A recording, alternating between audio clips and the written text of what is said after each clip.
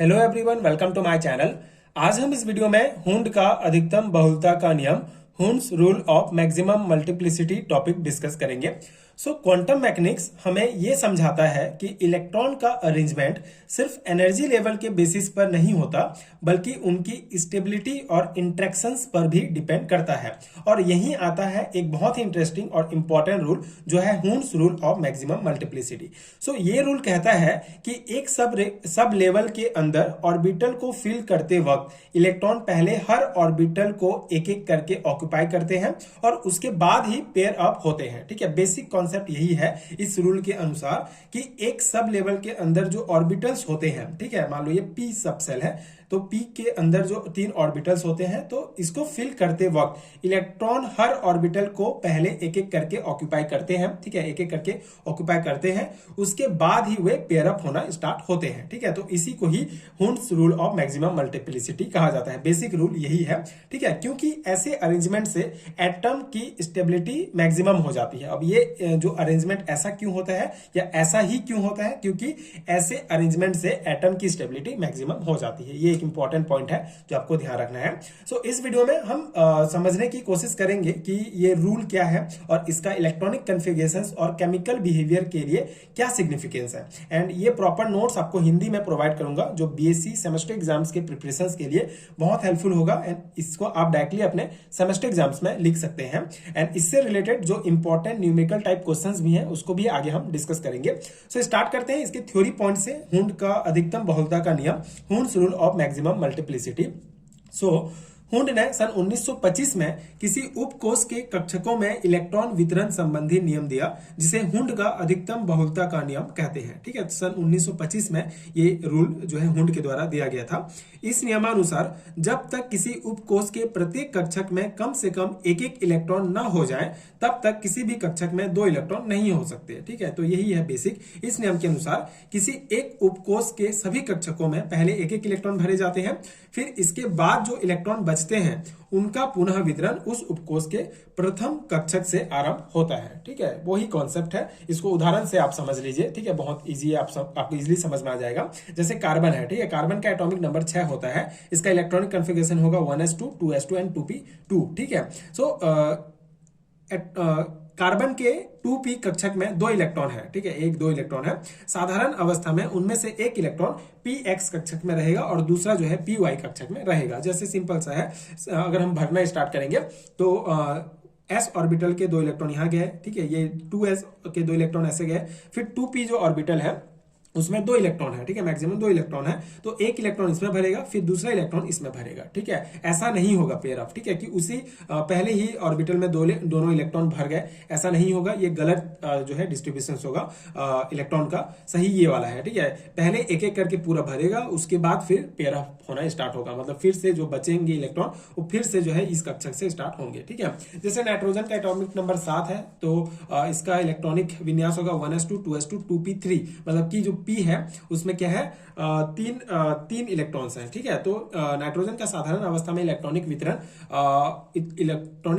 ए के द्वारा प्रकट किया जा सकता है, बी के द्वारा नहीं। ठीक है, ए के द्वारा मतलब ये ए में 2, ये 1s में 2 इलेक्ट्रॉन, इसमें 2 इलेक्ट्रॉन और 3p में 3 इलेक्ट्रॉन है मैक्सिमम। तो एक इसमें जाएगा, एक इसमें जाएगा, एक इसमें जाएगा। ठीक है, इस प्रकार से नहीं होगा कि पहले 2 इस ऑर्बिटल में भर जाएंगे फिर इसमें एक भरेगा, ऐसा नहीं।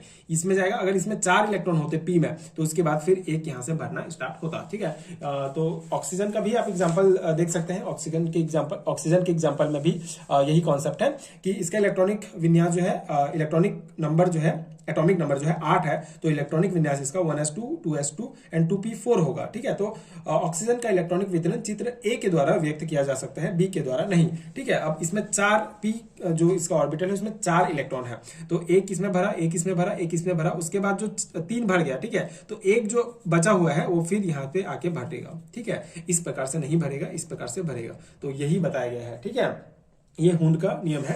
हुंड के नियमानुसार अर्धपूरित S1 P3 D5 F7 एवं पूर्ण पूरित ऑर्बिटल पूर्ण भरे हुए ऑर्बिटल जैसे कि s2p6 d10 f14 अधिक स्थायी होते हैं। ठीक है, तो अर्धपूरित और पूर्ण पूरित जो ऑर्बिटल है वो अधिक स्थायी होते हैं। ठीक है, ये हुंड के नियम के अनुसार है।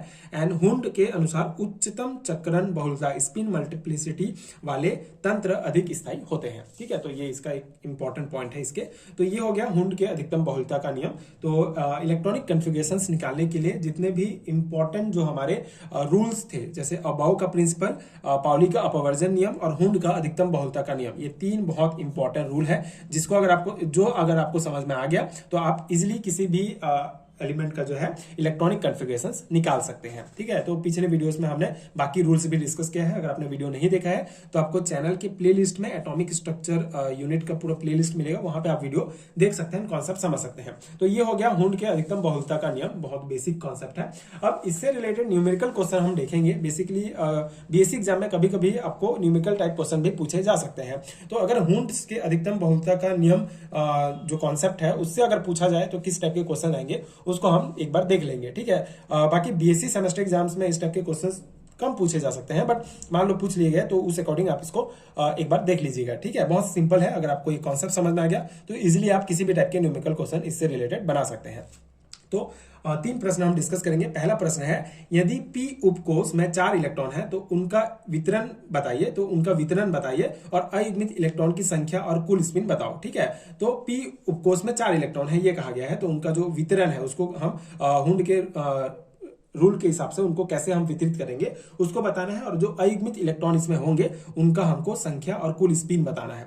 तो प्रत्येक कक्षक में पहले एक एक इलेक्ट्रॉन आएगा और चौथे इलेक्ट्रॉन में प्रवेश से युग्मन आरंभ होगा। ठीक है, तो 4 इलेक्ट्रॉन है तो एक एक आ गया, फिर चौथा इलेक्ट्रॉन जब इसमें प्रवेश करेगा तो ये युग्म बनना स्टार्ट हो जाएगा। ठीक है, युग्मन हो गया, ये p उपकोष p ऑर्बिटल है।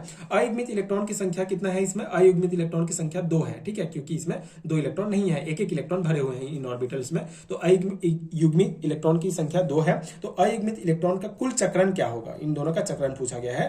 तो देखो ये क्लॉकवाइज है, तो इसके लिए स्पिन क्वांटम नंबर क्या होता है हमारा? 1/2 होता है। तो 1/2 और इसके लिए भी 1/2 होगा क्योंकि हमको सिर्फ अयुग्मित इलेक्ट्रॉन के लिए पूछा गया है। ठीक है, तो 1/2 प्लस 1/2 क्या हो जाएगा? 1 हो जाएगा हमारा। तो सभी अयुग्मित इलेक्ट्रॉन का चक्रण जो है वो समदिश होगा, मतलब क्लॉकवाइज होगा, समान दिशा में हो जाएगा। ठीक है, तो ये पूछा गया है ना, स्पिन बताना है हमको और उनकी संख्या, इलेक्ट्रॉन की जो कुल चक्रण की संख्या बताना है और इसको इस प्रकार से हमको वितरण को शो करना है। तो ये हो गया आपका कॉन्सेप्ट। ठीक है, ये हो गया आपका पूरा उत्तर है ना। इस प्रकार से आपको इसको हल करना है, इस क्वेश्चन को। इस टाइप के क्वेश्चन पूछे जा सकते हैं, बहुत सिंपल क्वेश्चन पूछे जाएंगे अगर पूछे जाएंगे इस कॉन्सेप्ट से रिलेटेड। सो सेकंड प्रश्न है हमारा, यदि डी उपकोष में 7 इलेक्ट्रॉन है तो उनका वितरण बताइए और अयुग्मित इलेक्ट्रॉन की संख्या और उनके कुल चक्रण बताइए। ठीक है, अब डी उपकोष के बारे में पूछा गया है। तो प्रत्येक कक्षक में पहले एक एक इलेक्ट्रॉन आएगा, फिर छठे इलेक्ट्रॉन से के प्रवेश से युग्मन आरंभ होगा। डी उपकोष, डी जो हमारा सब सेल है उसमें 5 ऑर्बिटल होते हैं। ठीक है, ये 1 2 3 4 5। अब हमको टोटल कितने इलेक्ट्रॉन दिए गए हैं? 7 इलेक्ट्रॉन। तो एक इसमें गया, फिर इसमें गया, फिर इसमें 5 गया, फिर छठवा से जो है वो युग्म मतलब पेयर बनाना स्टार्ट हो जाएंगे। ठीक है, तो 2 में पेयर बनेगा, तो टोटल हमारे इलेक्ट्रॉन 7 हो गए। तो अयुग्मित इलेक्ट्रॉन की संख्या कितनी हो गई? 1 2 3 है ना। और प्रत्येक अयुग्मित इलेक्ट्रॉन का चक्रण क्या होगा? प्लस 1/2 होगा क्योंकि क्लॉक बाय सी है। तो अयुग्मित इलेक्ट्रॉनों का कुल चक्रण कैसे निकालेंगे? कुल चक्रण हमको निकालना है। तो प्रत्येक इलेक्ट्रॉन का चक्रण 1/2 और कितने टोटल अयुग्मित है? 3, तो ये प्लस 3/2 हो जाएगा हमारा। ठीक है, तो ये हो गया, इस टाइप के क्वेश्चन पूछे जाएंगे। एंड तीसरा प्रश्न है हमारा, नाइट्रोजन परमाणु के p उपकोष में उपस्थित सभी इलेक्ट्रॉनों के चारों क्वांटम संख्याओं का मान लिखिए। ठीक है, नाइट्रोजन परमाणु, ठीक है, नाइट्रोजन परमाणु के p उपकोष में उपस्थित सभी इलेक्ट्रॉनों के चारों क्वांटम संख्याओं का मान लिखना है। तो नाइट्रोजन परमाणु का एटॉमिक नंबर होता है 7, इसका इलेक्ट्रॉनिक विन्यास होता है 1s2 2s2 2p3। तो हमको पूछा गया है p उपकोष के बारे में। तो नाइट्रोजन परमाणु में p उपकोष में 3 इलेक्ट्रॉन है। ठीक है, कितने इलेक्ट्रॉन है? 3 इलेक्ट्रॉन है, जिसमें मुख्य क्वांटम, तो इसका हमको क्या निकालना है? चारों क्वांटम नंबर निकालना है। अब p उपकोष है, 3 इलेक्ट्रॉन है, तो इसका मुख्य क्वांटम नंबर क्या हो जाएगा? 2 हो जाएगा। ठीक है, अब देखिए कैसे, सिंपल सा है ना, हमने क्वांटम नंबर भी पढ़ा है। तो जैसे ये हमारा K सेल हो गया, L सेल हो गया, M सेल हो गया। ठीक है, ये 3 सेल हो गए हैं। तो K सेल के लिए K सेल का उपकोष 1 होता है और L के लिए sp होता है। तो K का मान 1 होगा, L का मान 2 होगा, तो हमारा मुख्य क्वांटम नंबर 2 हो जाएगा। किसके लिए?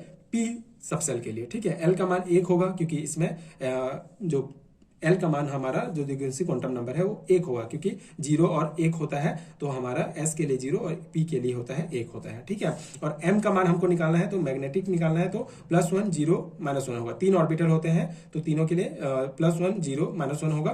तो इसके इलेक्ट्रॉन्स की अगर हम बात करें तो इसमें 3 इलेक्ट्रॉन है, तो इस प्रकार से भरेंगे। और इसका चक्रण निकालना है, क्वांटम नंबर मतलब स्पिन क्वांटम नंबर, तो +1/2 +1/2 +1/2 तीनों का हो जाएगा, ठीक है।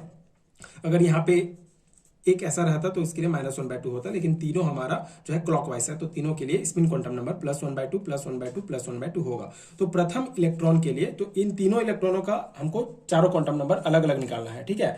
तो प्रथम इलेक्ट्रॉन के लिए n बराबर 2 होगा, l बराबर 1 होगा, m बराबर क्या होगा +1 हो जाएगा, और s क्या होगा +1/2 हो जाएगा। द्वितीय इलेक्ट्रॉन के लिए भी सेम है ना, जो मुख्य क्वांटम नंबर है 2, l 1 और m जो है 0 हो जाएगा, और s जो है 1/2 हो जाएगा, ठीक है। बस ये m चेंज होगा, बाकी सेम रहेगा, ठीक है। m हमारा px के लिए होता है +1, पी वाई के लिए 0 और पी जेड के लिए होता है -1। तो तीनों इलेक्ट्रॉन का अलग अलग निकालना है, तो इस प्रकार से हमारा ये जो है क्वांटम नंबर निकलेगा, चारों क्वांटम नंबर, ठीक है। तो अब न्यूमेरिकल टाइप क्वेश्चन देख के घबराना नहीं है, बहुत सिंपल होते हैं। अगर आपको कॉन्सेप्ट पता है तो आप इजीली जो है पूरा बना सकते हैं। तो इस प्रकार से ये हमारा थर्ड क्वेश्चन सॉल्व होगा, और ये हो गया हमारा पूरा कॉन्सेप्ट हुंड के अधिकतम बहुलता का नियम। इससे रिलेटेड अगर न्यूमेरिकल टाइप क्वेश्चन भी पूछे जाते हैं तो आप इजीली बना सकते हैं। तो ये है पूरा कॉन्सेप्ट। आई होप आपको समझ में आ गया होगा, एंड ये नोट्स आपके एग्जाम प्रिपरेशंस के लिए हेल्पफुल रहा होगा। एंड अगर आपको इसी प्रकार के और वीडियोस देखने हैं तो आप चैनल के प्लेलिस्ट में चेक कर सकते हैं। इसी चैप्टर के बहुत सारे वीडियोस मैंने प्रोवाइड किए हैं, बहुत सारे टॉपिक को समझाया है, तो उसको भी आप समझ सकते हैं एंड अपने एग्जाम की प्रिपरेशंस कर सकते हैं। एंड अगर आपको हैंडरिटन नोट चाहिए पीडीएफ फॉर्म में, तो नीचे डिस्क्रिप्शन बॉक्स में आपको पीडीएफ स्टोर का लिंक मिलेगा, वहां से आप चेक कर सकते हैं। वहां आप बीएससी एमएससी लेवल के सारे हैंडरिटन नोट्स इंग्लिश में हिंदी में डाउनलोड कर सकते हैं, जो आपके एग्जाम प्रिपरेशंस के लिए डेफिनेटली बहुत हेल्पफुल होगा। एंड आगे की वीडियोस देखने के लिए चैनल के साथ जुड़े रहिए। Thank you so much for watching.